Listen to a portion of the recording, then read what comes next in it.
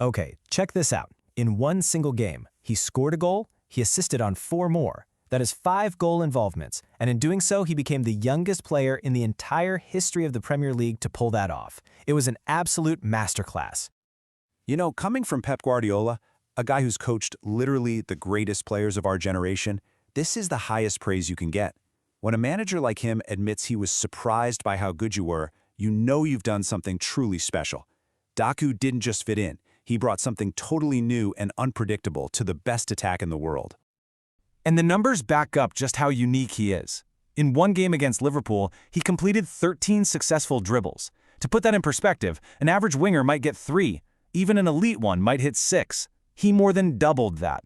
Statistically speaking, he is an absolute nightmare for defenders. He's just in a class all by himself.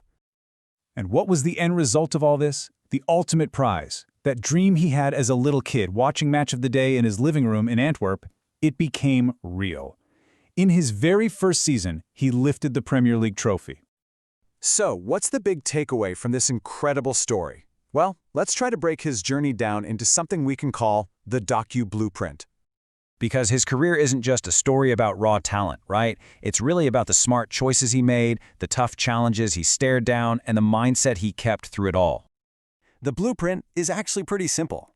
First, trust the process, just like he did at 15 when he turned down the bright lights to stay at Anderlecht. Second, you have to embrace the setbacks. His tough time in France didn't break him. It just made him stronger. And finally, number 3, stay grounded.